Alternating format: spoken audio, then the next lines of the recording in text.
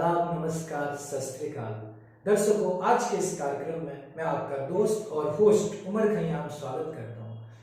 दर्शकों, आज के इस कार्यक्रम में हमारे साथ हैं एक युवा नौजवान संभावित प्रत्याशी प्रतिनिधि जिनका नाम है दीनदयाल पटेल, जो कि दमोह के ब्लॉक हटा ग्राम पंचायत चकरदा से आते हैं, जो कि एक शिक्षित प्रत्याशी के रूप में सामने उभर के आ रहे हैं, जो कि एक संभावित प्रत्याशी प्रतिनिधि हैं।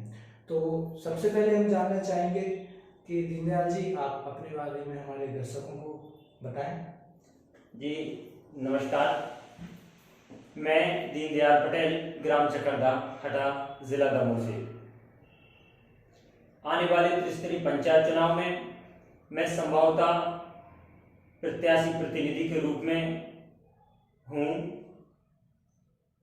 और मैं आपको धन्यवाद बोलना चाहता हूँ उमर खयाम भैया जी कि जो आपने एक छोटे से युवा कार्यकर्ता को यहाँ पर बुलाया। और हम देखते हैं कि फिलहाल के समय में कोई युवा आगे आने के लिए तैयार नहीं होता है, तो मैं क्षेत्रीय दमोह जिले के सभी युवाओं से निवेदन करना चाहता हूं कि जब तक हम आगे नहीं आएंगे हमारे पीछे कोई खड़ा नहीं होगा। तो मैं भी क्षेत्र में लगभग 3 वर्षों से काम कर रहा हूं, अपने क्षेत्र में जागरूकता का समझ लो, सामाजिक कार्य का समझ लो। तो मुझे जितना लाड़ प्यार अपने क्षेत्र में जनता या युवा साथियों से मिल रहा है, मैं सभी युवा साथियों का, बड़े बुजुर्गों का ईमानदारी से तहे दिल से धन्यवाद व्यक्त करना चाहता हूँ। तो दीनदयाल जी, हम जानना चाहेंगे, आपकी एज 22 ईयर्स हो जी, 22 वर्ष के हैं अभी आप? उसमें भी कम है लगभग। अच्छा, उसमें भी कम है। तो दर्शकों, हमने अक्सर देखा है ग्रामों में, हमने जो एक परिवेश देखा है, जो चलन चला आ रहा है, यदि हम सरपंच को किसी को देखेंगे तो कोई दादाजी टाइप के मिलेंगे, कोई काका जी टाइप के मिलेंगे, है ना। तो कहीं ना कहीं एक देखा गांव में एक प्रथा चलती आ रही है कि कोई लंबरदार है या कोई बड़े घर का है तो उनको ग्राम पंचायती दे दी जाती है कि सरपंच जी आप चलाइए। तो इस कड़ी को हमें तोड़ना पड़ेगा और युवाओं को आगे आना पड़ेगा। तो दीनदयाल जी, आपको कहाँ से आया कि हमको आगे आना है और इस में जो है आगे आने के लिए मैं आपको बता दूं कि हमारा राजनीति करने का कोई लक्ष्य नहीं था, क्योंकि जैसा कि आपने अभी बताया कि मेरी उम्र लगभग 22 से भी कम है, तो हम लगभग 4 साल से अपने क्षेत्र में एक्टिव हैं। अच्छा। तो 22 में 18 साल हमारी उम्र थी, 18-19 साल लगभग, जब से हम काम कर रहे हैं। तो जैसा कि आपको जानकारी है कि चुनाव लड़ने के लिए लगभग 21 वर्ष की उम्र होना जरूरी है। तो क्षेत्र में अपने क्षेत्र में हम हटा ब्लॉक में एक संगठन चलाते हैं जिसका नाम है युवा शक्ति विकास संगठन। तो ये जब चलाया और युवा साथ आए तो ये एक सामाजिक संगठन है। हाँ, ये सामाजिक संगठन है। ठीक है। तो लोग तो बताते हैं कि इस संगठन ने बहुत से काम करवाए हैं जो उल्लेखनीय हम करेंगे उसमें। तो धीरे धीरे लगभग 1 साल 2 साल बीतते गए, हमारी उम्र उसमें 21-22 साल हो गई करते करते काम। अच्छा। 4 साल से एक्टिव हैं। तो जब बोला कि जब आप काम कर ही रहे हैं तो ऐसा करें कि आप चुनाव में प्रत्याशी भी तौर पे आगे आ सकते हैं। तो बस ये आया, तो कर रहे हैं प्रयास, देखते हैं कहाँ तक जाता है प्रयास, है ना। ठीक है। खैर, वो प्रयास कहाँ तक जाता है इस बात का निर्धारण तो जनता करेगी, जो कि जनता जनार्दन है जी, ना। ये तो एक हम जन समस्याओं को कैसे दुरुस्त कर सकते हैं, कैसे उनका समाधान ला सकते हैं जी, इन विषयों पे हमें चर्चा करनी है। तो इसी चर्चा के बीच हमसे जुड़े हैं धर्मेंद्र पटेल जी, जो कि आपकी ग्राम पंचायत क्षेत्र से हैं। और चूंकि हमारे कार्यक्रम में हमारे दर्शक भी हमसे जुड़ते हैं जी, और उनके प्रश्न भी हम उनके, है ना, इस प्लेटफॉर्म के माध्यम से आपसे पूछते हैं। तो धर्मेंद्र पटेल जी पूछते हैं कि स्कूल हो गए, ग्राम पंचायत हो गई, आंगनबाड़ी हो गई, या जितनी भी उस ग्राम में हम कह सकते हैं शासकीय भवन है ना, अक्सर देखने को मिलता है इनकी जो हालत है काफ़ी खस्ता हालत में पाई जाती है, जर्जर होती है। मतलब कुल मिला के हम कह सकते हैं भ्रष्टाचार की भेंट चढ़ जाते हैं।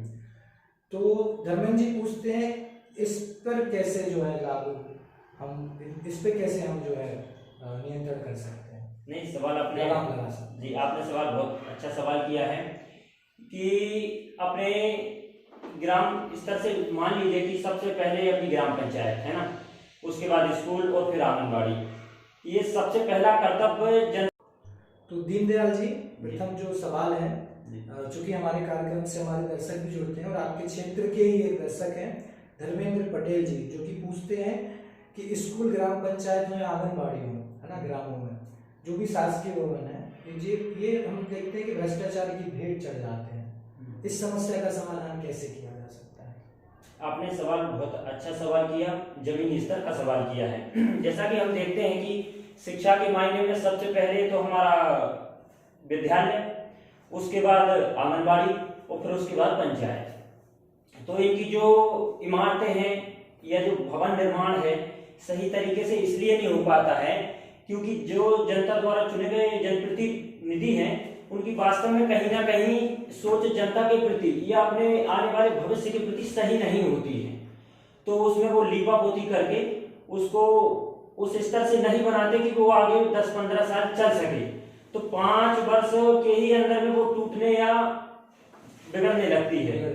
तो पता चले कि 2.5 साल में उसका मरम्मत का काम भी चल रहा है। तो मैं उन जनप्रतिनिधियों से निवेदन करना चाहता हूँ कि हम तो जैसा कर रहे हैं हो ही रहा है, लेकिन जब जनता चुनती है तो थोड़ा सा जनता के भविष्य के बारे में, आने वाले देश के भविष्य के बारे में सोच के उसका निर्माण कराया जाए, वो ज्यादा अपना हित ना सोचते हुए, है ना। मेरा तो इस बात को सुनिश्चित कौन करेगा? क्योंकि अभी हम आज की डेट में भी बात करें, किसी भी ग्राम पंचायत में हम किसी भी पूर्व सरपंच से बात करें या जो भी जनप्रतिनिधि हैं, इस बात को कोई स्वीकारने को तैयार ही नहीं है। हालत खस्ता है। तो इस बात को हम सुनिश्चित कैसे कर सकते हैं कि ये भ्रष्टाचार वहां से समाप्त हो जाएगा? क्या एक्शन लिए जा सकते हैं? एक्शन ये लिया जा सकता है कि जब जनता चुन रही है तो जनता कागजी तौर पे या मौखिक रूप से सवाल पूछ सकती है, आपके पास आ सकती है। 10 लोग, 50 लोग, 200 लोग, तो आपको जनप्रतिनिधि की बात पे विश्वास नहीं होगा। तो आप जनता की तो मानोगे जब 100-200 लोग आएंगे। जब वो जनता ही नहीं आएगी तो फिर ये आपको कैसे पता लगेगा कि हम सही बोल रहे हैं कि हम झूठ बोल रहे हैं? हाँ, मीन्स दैट कि जनता को जागरूक होना पड़ेगा जी, और एकजुट होकर जो है इसको समाप्त करने के लिए अपनी आवाज को बुलंद करना होगा, अपने अधिकार के प्रति जागरूक होना पड़ेगा सर्वप्रथम तो। जी, ठीक है। एक और सवाल आया है दीनदयाल जी, जो कि भरत पटेल जी हैं, है ना, और आपकी ग्राम पंचायत चकरदा से ही है ना। भरत जी पूछते हैं कि जब से ग्राम पंचायती व्यवस्था प्रारंभ हुई है जी, तब से लेकर आज तक बहुत सारे ऐसे गांव हैं जिनकी हालत में बहुत ज्यादा सुधार देखने को नहीं मिलता है। क्या कारण है? वो घूम फिर के बाद वहीं पे आ गई है कि अपना मत दे दिया हमने आज आपको या आपने हमको अपना मत दे दिया। आप 1951 से मत तो देते आ रहे हैं, लेकिन मत देने के बाद जो हमको करना चाहिए 6 महीने बाद, साल, 1 साल बाद, 2 साल बाद, कि क्या चल रहा है, क्या नहीं चल रहा है, क्या योजना आ रही है, क्या नहीं आ रही है, क्या हम उसके प्रति जागरूक हैं? जागरूकता नहीं है। इसी वजह से 1951 से लेकर आज 70-72 साल हो गए। आज की स्थिति कहीं ना कहीं हर ग्राम पंचायत में, लगभग हर ग्राम पंचायत में कहीं ना कहीं स्थिति वही की वही टस के मस नहीं है। तो ये तो बात हो गई जनता के जागरूक होने की, है ना। निश्चित ही जनता को जागरूक होना पड़ेगा, इस बात से हम पूरी तरह सहमत हैं। लेकिन एक जनप्रतिनिधि का यहाँ पे क्या जिम्मेदारी बनती है? क्योंकि कहीं ना कहीं जनप्रतिनिधि की जिम्मेदारी है जनता को जागरूक करना, जो कि बहुत कम ही देखने को मिलता है। तो क्यों नहीं करते हैं जनप्रतिनिधि? क्यों जागरूकता अभियान नहीं चलाते हैं या कोई प्रयास नहीं करते हैं? प्रयास लगभग इसलिए भी नहीं करते हैं क्योंकि जो जनता द्वारा वो आशीर्वाद प्राप्त होता है, जिसे हम वोट कहते हैं, मत बोलते हैं, उसका वो एहसान भूल जाते हैं। मैं आपको बता दूं, अगर उस कड़ी को वो याद करें कि जब हम खड़े हुए थे चुनाव में, हम मांगने गए थे उनसे, जब उन व्यक्तियों ने आशीर्वाद हमको दिया है, तो हम उसको याद करना पड़ेगा। अपना काम ईमानदारी से करें। जो भी केंद्र सरकार से योजना या जो भी आता है डिजिटलीकरण करें। पंचायतों में टीवी की व्यवस्था हो, LCD की, है ना। और ग्राम पंचायतों में जितने भी युवा लोग हैं उनके व्हाट्सएप के माध्यम से हर एक योजना का प्रसारण सीधा व्यक्ति तक ग्राम में पहुंचे, सीधे से कहीं ना कहीं आज जागरूकता फैली है ना, गांव-गांव में लोग व्हाट्सएप चला रहे हैं, फेसबुक चला रहे हैं और जागरूक भी हो रहे हैं। लेकिन चुनाव के समय हम देखते हैं कि नेता प्रकट हो जाते हैं जी, और चुनाव के बाद वो गायब हो जाते हैं जी। इस बात से जनता बहुत परेशान है। जनता इस बात का कैसे विश्वास करे, क्योंकि हर प्रतिनिधि यही कहता है कि नहीं, हम आपके जो है मुद्दों पे काम करेंगे, हम आपके पास आएंगे, मिलेंगे, तो क्यों गायब क्यों हो जाता है? नहीं, सही सवाल पूछा है। मैं संपूर्ण मध्य प्रदेश की जनता से निवेदन करना चाहता हूं अपने दोनों हाथ जोड़ के कि चुनाव की तारीखों के इतने दिन हो गए, अभी भी कई ग्राम पंचायत भैया ऐसी हैं कि अभी भी प्रत्याशी सामने नहीं आए हैं। अब मैं कहीं ना कहीं हम सोचते हैं बैठ के कि या तो वो धन बल के प्रयोग से चुनाव लड़ते हैं, है ना। तो जनता से मैं निवेदन करना चाहता हूं एक बार फिर कि ऐसे व्यक्ति को अपना मत मत दीजिए जिसको आप पहचानते भी ना हो, जो आपके क्षेत्र में एक्टिव हो, आपके साथ लगभग 2 साल से कंधे से कंधा मिलाकर आपके क्षेत्र में रहा हो, आपके हर सुख दुख में आपके साथ खड़ा हो, उसको अपना मत दीजिए। क्योंकि मत की अगर तुलना करी जाए तो कन्यादान के बराबर होता है अपना मत, और अपनी कन्यादान अपन हर किसी को नहीं कर देते। निश्चित ही प्रशासन भी है जो इसके लिए जागरूकता अभियान चला रहा है और एक मिशन है कि सभी को अपना मत देने अवश्य जाना है और आपको अपनी सूझबूझ से जो है अपने मत का प्रयोग करना है। किसी भी प्रकार की लालच में, किसी भी प्रकार के झांसे में, किसी भी प्रकार के डर में आपको नहीं आना है। यदि कोई आप पर दबाव बनाता है तो आपको सीधा शिकायत करना है, जिसके लिए प्रशासन दुरुस्त है और सक्रिय है जी। तो ये तो एक छोटी सी अपील थी कि अपने मत का उपयोग आप जरूर करें जी। दीनदयाल जी, एक और प्रॉब्लम आती है।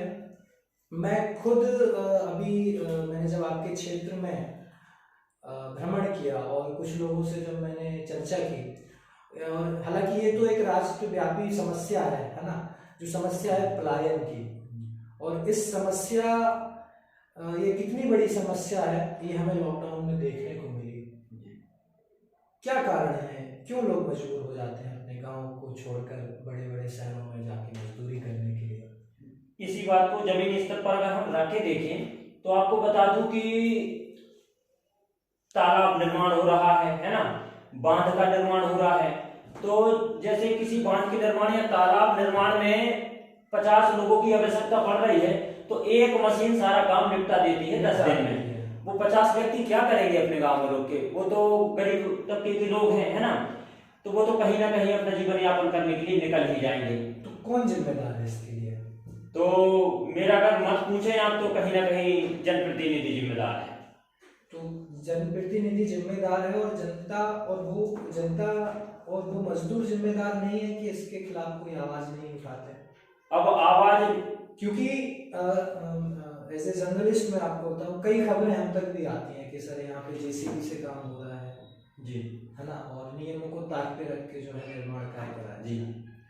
हम अधिकारियों से कोऑर्डिनेट करते हैं तो कोई अधिकारी कहीं ना कहीं कार्रवाई करने को तैयार रहते हैं, लेकिन वहाँ पे जिस तरीके से आवाज पहुंचनी चाहिए, शिकायत पहुंचनी चाहिए, तो जनता भी नहीं पहुंच पाती है।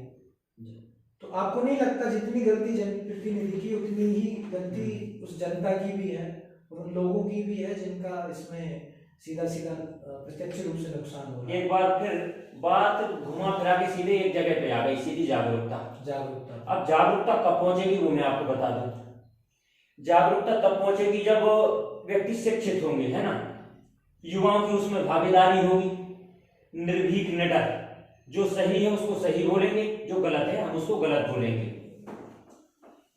ठीक है दीनदयाल जी, तो मतलब बात ये आती है कि जनता की भी गलती है, हाँ, लेकिन जनता को भी कोई जगाने वाला चाहिए ना जी, है ना, और जो जिसके लिए जिम्मेदार होता है जनप्रतिनिधि। जनता चुनती है अपने प्रतिनिधि को, ठीक है, अपने सिर पे बिठाती है ना, लेकिन वह जनप्रतिनिधि भूल जाता है कि हमारा काम जनता की सेवा करना है ना। ठीक है, आप भी बात कर रहे हैं, ठीक है, इस बात की क्या गारंटी है कि आप जो बोल रहे हैं वह जमीनी स्तर पर भी आप करके दिखाएंगे? मैं अपनी इसलिए गारंटी लेता हूं क्योंकि जितना जनप्रतिनिधि होते हुए लोग अपना नहीं करवा पाते हैं महोदय, मैं आपको बता दूं उतना हम फिलहाल में लगभग करवा चुके हैं, ठीक है। अच्छा, तो उन पे विश्वास कर रहे हैं 70-72 साल से, तो एक बार हमारा भी निवेदन रहेगा कि एक बार हमें भी अपना विश्वास करिए और हमें आशीर्वाद दीजिए। तो क्या इसी विश्वास में लगभग हम देख सकते हैं कई दशक गुजर गए, तो इसको सुनिश्चित कैसे किया जाएगा? देखिए, आपकी ये इंटरेस्ट है ना, पीढ़ी दर पीढ़ी सुरक्षित रहेगा, और यदि आपने निश्चित ही आप अपनी बात से मुकरे तो इसको हम बार बार जनता के पास लेके जाएंगे, और आप सोच लीजिए जो भी आप बोल रहे हैं जी, है ना, इस बात का आप एकदम सुनिश्चित कर लीजिए। बिल्कुल सुनिश्चित करिए, बिल्कुल। ठीक है, एक और समस्या है आपके गांव में कि नल जल योजना जो है ना, कहीं ना कहीं शासन तक कई योजनाएं हैं जो लागू की जाती हैं किसी भी सरकार की, ठीक है, लेकिन जमीनी स्तर पे वो क्यों नहीं पहुंच पाती? हमने देखा है कई जगह पाइप लाइन ही नहीं है, नल तो लगे हैं लेकिन पाइपलाइन नहीं है, कहीं पे पाइपलाइन है तो नल ही नहीं लगे हैं। क्या कारण है, क्यों इम्प्लीमेंट नहीं हो पाती है जमीनी स्तर पे, क्या ऐसे कारण? नल जल योजना की ये जो योजना है, नल जल योजना, इसमें सर्वप्रथम तो एक कारण है कि जल का सही नहीं होना, जैसे हमने बोर करवा दिया जनप्रतिनिधि ने, है ना। अब पानी अगर वहां पर सही बोर में नहीं निकला तो वो खराब पानी को घर तक हम कैसे पहुंचाएंगे, है ना। और कई ग्राम ऐसे हैं हमारे इधर देवरी चकरदा तरफ कि बहुत पानी सही नहीं है, गंदगी वगैरह है उस पानी में। वाटर लेवल क्या है आपके यहाँ पे? वाटर लेवल हमारे यहाँ लगभग 2-2.5 फुट है, तो ज्यादा गहरा उसमें कर दो तो वो पानी खराब हो जाता है। योजना जो है वह कितनी दुरुस्त है आपके क्षेत्र में? क्योंकि हमें शिकायतें मिली है कि नल जल योजना के नाम पे बहुत धांधली हुई है, कितना सहमत हैं आप इस बात से? इस बात से हम 60-65% सहमत हैं। कैसे दुरुस्त कैसे किया जा सकता है? दुरुस्त ऐसे किया जा सकता है कि इसमें हम देखें कि जहां पर बोर में पानी सही निकलने वाला है ना, वहां एक तो बोर वहीं पर करवाया जाए, चाहे वो आपकी जमीन वहां पर फंस जाए चाहे मेरी फंस जाए, है ना। बोर में ज्यादा जमीन नहीं लगती है। और उसके बाद पाइप लाइन की व्यवस्था गांव की देखरेख में होती है। कहीं ऐसी शिकायत है कि हमने पाइप लाइन वगैरह रखवा दिया है, वहां से चोरी वगैरह हो जाता है, या गांव के ही लोग अपने यूज में ले लेते हैं। तो जब गांव के यूज में आ जाएगी तो फिर ग्रामीणों का क्या होगा, सभी लोगों का। तो वो लोग जो हैं जनता आवाज क्यों नहीं उठाती है? क्योंकि व्यक्तिगत तो है नहीं जी, वह जो संपत्ति है वह जनता की है जी। ऐसे कैसे उसको यूज कर सकते हैं, और क्यों लोग आवाज नहीं उठाते हैं? आवाज माने ऐसे क्यों लोग सब पर्सनल लोग अपने पर्सनल में यूज ले लेते हैं। हम देखते हैं कि जनता के लिए कुआं खुदवाए जाते हैं, लेकिन उनपे जो है कब्जा किसी व्यक्ति विशेष का होता है जी। क्या कारण है? ऐसे कब तक चलेगा, कब तक चलेगा ऐसे, बताइए आप। ये कहीं ना कहीं तो दबंगगिरी भी चल रही है महोदय, है ना। अच्छा, एक तरफा शासन चल रहा है। अगर एक घर में अगर सरपंच या जनपद सदस्य तो वही रहेंगे, ये लगभग देखने को मिला है। 100 में से कम से कम 25% है ना, मिलता है कि जिस गांव में जिस व्यक्ति का बाहुबल होता है, दबदबा होता है, तो इस कड़ी को हम कैसे तोड़ सकते हैं? क्योंकि संविधान में जो अधिकार है सबको समान दिए है ना, वह कहीं पे भी जो है हमें नहीं बांटता। तो ये क्यों आ जाती है ऐसी समस्या? इनको कैसे हम जमीनी स्तर पर सुधार कर सकते हैं? इसे कड़ी को तोड़ने के लिए सबसे पहले हमें हमारे क्षेत्र के सभी युवाओं को आगे आना पड़ेगा, है ना। युवाओं को आगे आना पड़ेगा। युवा जब आगे आएंगे तो वो सभी लोगों को जागरूक करने का थोड़ा प्रयास करेंगे, है ना। क्योंकि युवा जो पीढ़ी है आज, जैसे हम हैं, हमारे जो हमसे पहले रहे वो उतने शिक्षित नहीं रहे, इतनी सुविधाएं नहीं रहे कि वो शिक्षित हो सके। दूर स्कूल थे। आज की स्थिति में ये है कि प्राइवेट स्कूल भी हो गए हर गांव में, है ना, और लगभग स्कूल की व्यवस्था भी सही है। तो आज का जो युवा है शिक्षा के मामले में बहुत डिजिटलीकरण हो गया है। इस बात से तो हम आपकी सहमत हैं कि युवाओं को आगे आना पड़ेगा, निश्चित ही युवाओं को आगे आना पड़ेगा यदि हमें देश का जो है, हमें एक नई ऊर्जा का संचार करना है, हमें यदि हमारे राष्ट्र को विश्वगुरु बनाना है तो युवाओं को निश्चित ही आगे आना पड़ेगा। लेकिन इस बात से मैं सहमत नहीं हूँ कि स्कूलों की ठीक है व्यवस्थाएं हुई हैं, लेकिन शिक्षा व्यवस्था आज भी अनुरूप नहीं है। आज हम देखते हैं स्कूल खुल गए हैं, बड़े बड़े भवन बन गए हैं, शिक्षक जा रहे हैं, लेकिन पढ़ाई का स्तर गिरा हुआ है, पढ़ाई नहीं होती है। क्या कारण है?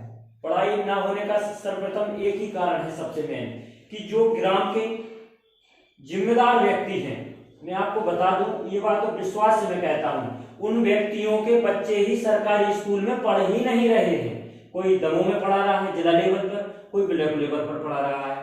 जब तक आपके स्वयं के बच्चे वहां पर पढ़ने नहीं जाएंगे, आप क्यों जाओगे वहां पर देखने के लिए कि पढ़ाई हो रही है, सर आ रहे हैं कि नहीं आ रहे हैं। ऐसे हमने सोशल मीडिया पे एक देखा कि कई चीजें वायरल होती रहती हैं, जिनमें एक शामिल है कि यदि कोई भी जनप्रतिनिधि है, चाहे वो सरपंच हो, सरकारी शिक्षक हो, सरकारी कर्मचारी हो, है ना, ये लोग जो है अपने बच्चों को प्राइवेट स्कूल में पढ़ाते हैं। जी बिल्कुल, है ना। तो क्या ऐसा कोई नियम लेके आना चाहिए, क्या ऐसा कोई कानून लेके आना चाहिए कि इन लोगों के बच्चे भी सरकारी स्कूल में पढ़ेंगे, तो कहते हैं कि जो व्यवस्था है अपने आप सुधर जाएगी। इस बात से कितना सहमत है? नहीं, ये बात हम 100% सहमत है, इससे सहमत है। जी बिल्कुल। तो आप अपने घर परिवार के बच्चों को शासकीय विद्यालय में पढ़ाएंगे? जी बिल्कुल पढ़ाएंगे। या सिर्फ आप बोलने के लिए बात कह रहे हैं? आप कितना इस बात को फॉलो करेंगे जो आप कह रहे हैं? हम आगे आते हैं तो वास्तव में पढ़ाएंगे हम ईमानदारी से, लेकिन हम उस स्थिति में पढ़ाएंगे, उसकी हम जिम्मेदारी भी लेंगे कि जो व्यक्ति पढ़ा रहा है सरकारी स्कूल में, वो वास्तव में सुचारू रूप से समय से आएगा, समय से पढ़ाएगा। ठीक है, यदि शिक्षक नहीं आते हैं समय पे, तो हमारे क्या प्रयास होने चाहिए आपके अनुसार? एक जनता के क्या प्रयास होने? जनता के ये प्रयास होने चाहिए कि हमें उन्हें बताना पड़ेगा ना कि भैया आपकी जिम्मेदारी है, आप 60 से 70 हजार रुपये महीना पा रहे हैं, तो आपको समय से आना पड़ेगा। आज भी हम देखते हैं, मुझे और इस बात का एक व्यंग भी कह लें कि कई स्कूलों में आज भी देखने को मिलता है, ग्रामीण जन बताते हैं कि शिक्षक पहुंचते, एक तो समय पे नहीं पहुंचते हैं, मैं सभी की बात नहीं कर रहा हूँ, कई पहुंचते हैं तो पढ़ाते नहीं हैं, बैठे रहते हैं, दुनिया की बातें करते हैं, और गांव में बच्चों से बोलते हैं बेटा तुम्हारे यहाँ क्या लगा है ना, तो कहीं सब्जी है, भाजी है, फल है, फ्रूट है, ये जो है इकट्ठा करके ले जाते हैं। और जनता इतनी भोली भाली है कि वो आपके बच्चों के भविष्य को अंधकार में डाल रहे हैं। आप इतना उनके लिए कर रहे हैं, सम्मान कर रहे हो, वो आपके बच्चों को पढ़ाते नहीं है। आपसे इतना बोल के भी नहीं बनता कि सर आप आते हैं तो आप पढ़ाते क्यों नहीं है। हो सकता है एक व्यक्ति की आवाज को दबा दिया जाए, हो सकता है 2-4 लोगों की आवाज को दबा दिया जाए। यदि एक ऐसी समिति बनाई जाए, शिक्षा विकास समिति, जो सिर्फ इस बात को सुनिश्चित करे कि शिक्षक समय पर आ रहे हैं या नहीं आ रहे हैं, पढ़ाई हो रही है या नहीं हो रही है, इस बात को सुनिश्चित करे, तो बहुत सुधार हो सकते हैं। मैं आपको बात बता दूं कि केंद्र सरकार की जो योजनाएं या राज्य सरकार की जो शिक्षा के प्रति हैं चलाई जा रही हैं, वो योजनाएं लगभग सही हैं। जब तक उन योजनाओं को धरती पर जमीनी स्तर पर नहीं उतारेंगे तो काम सही से नहीं होगा। दूसरी बात ये है कि आप देख रहे हैं कि प्राइवेट स्कूलों का खोला जाना बहुत स्तर बढ़ गया है उसका, है ना। जैसा कि मैं आपको बता दूं कि हमारे ग्राम में मेरे खुद निज निवास में प्राइवेट स्कूल खुला हुआ है। अच्छा। हाँ जी, अपने निज निवास में ग्राम चकरदा में स्कूल खुला हुआ है, न्यू ग्रेड पब्लिक स्कूल के नाम से, और जस्ट बगल ही में हमारे सरकारी ठीक है स्कूल है। तो मैं निवेदन करना चाहता हूँ सरकारी अध्यापकों से कि आप अपनी पढ़ाई को, अपने पढ़ाने के तरीके को और आने या जाने के तरीके को ऐसा तरीका बनाइए जिसमें बच्चे प्रभावित हों। जैसे कि सरकारी स्कूल में खेलने की व्यवस्था, सरकार से तो आता ही होगा खेल। ठीक है, बिल्कुल निश्चित ही यहाँ पे जो है स्कूल प्रशासन को ध्यान देना चाहिए। ठीक है, एक और मुद्दा है जो कि काफी ज्वलंत भी है ना। अभी केंद्र शासन ने, है ना, कुटीर की एक योजना चालू की, है ना, गरीब लोगों को जो है मकान, पक्के मकान दिए गए, लेकिन इसमें एक विडंबना रही कि कुटीरों को निकलवाने के नाम पर जो है 10-10, 20-20, 50-50 हजार रुपए सेवा शुल्क के रूप में कई खबरें ऐसी आई, हमने पढ़ी, प्रतिष्ठित अखबारों में, प्रतिष्ठित चैनलों में हमने ये खबरें देखी। आपका जो गांव है कितना अछूता रहा इस चीज से? मेरा गांव अछूता रहा। अछूता रहा है? बिल्कुल अछूता रहा है। कैसे? आप कैसे आप इस बात को? मैं इस बात को ऐसे बता सकता हूँ कि हमारे ग्राम में लगभग 5-6 वर्षों में कुटीरें लगभग ना के बराबर आई है। ना के बराबर? बिल्कुल ना के बराबर आई है, बिल्कुल ना के बराबर। अब ना के बराबर आने का एक कारण रहा कि 2011 में जनप्रतिनिधियों के बताने अनुसार कि 2011 के सर्वे के अनुसार कुटीरें आ रही हैं, तो ना के बराबर कुटीरों का आना और जनप्रतिनिधि के सही होने, मानसिकता सही होने के कारण भी ये ना के बराबर रहा है, उन्हें पैसे नहीं लिए हैं जी। दीनदयाल जी, एक और व्यंग है तो प्रश्न, लेकिन मुझे बड़ी ही हंसी आती है इस बात को देखकर। जब भी मैं किसी स्टोरी को कवर करने ग्रामीण क्षेत्रों में जाता हूँ और देखता हूँ तो है ना, अभी केंद्र सरकार ने जो है बहुत सारे शौचालय बनवाए हुए हैं, ठीक है। अब उसमें कितनी भ्रष्टाचार हुआ है इस बात से हम सभी परिचित हैं, प्रश्न ये नहीं है। प्रश्न ये है कि जैसा भी है शौचालय बना हुआ है, लोग उसका इस्तेमाल नहीं करते हैं। लोग कंडे भर के रखे हैं, भूसा भर के रखे हैं, जलाऊ लकड़ी भर के रखे हैं, कोई खाद रखे है, कोई बीज रखे हैं। इवन ऐसे लोग तक हमें मिले कि लोग जो खाने का अन्न है उसको शौचालय में रखे हुए हैं जी। दुकानें भी खुली हुई हैं लगभग, ठीक है, दुकानें भी खुली हुई हैं। तो ऐसे जनता के रूप में, क्योंकि आप एक जनसेवी की आप बताते हैं कि मैं तो जनता का सेवक हूँ, आपने अभी तक क्या प्रयास किया है और आपके गांव में क्या ये समस्या है या नहीं? नहीं, ये लगभग संपूर्ण मध्य प्रदेश में समस्या है। अच्छा। हमारे ग्राम में समस्या है, ये लगभग ओवरऑल मैं बता दूं आपको कि हर जगह यही समस्या है। तो आपने क्या प्रयास किए हैं? आपकी भी तो जिम्मेदारी बनती है ना जी, एक युवा समाज सेवी के रूप में जी, कि उनको बताएं कि भैया ये कंडा रखने की जगह नहीं है यहाँ पे। नहीं, एक कारण अच्छा आपने क्या प्रयास? हमारा ये प्रयास रहा कि जैसे मान लो कंडा रखे, हम बोल देंगे व्यक्ति को कि अपने कंडे बाहर निकालो, तो भैया जी उस टैंक भी तो होना चाहिए। कहाँ जाएगी वो गंदगी? टैंक कहाँ खुले हुए हैं?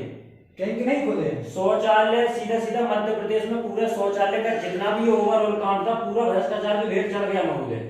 उनका टैंक नहीं खुदा हुआ, हम किसको हाथ पकड़ के बोलेंगे कि आपने इस बात की, आपने जिम्मेदार जो प्रशासनिक अधिकारी हैं वो जो भी जनप्रतिनिधि, आपने इस बात की शिकायत की उनसे?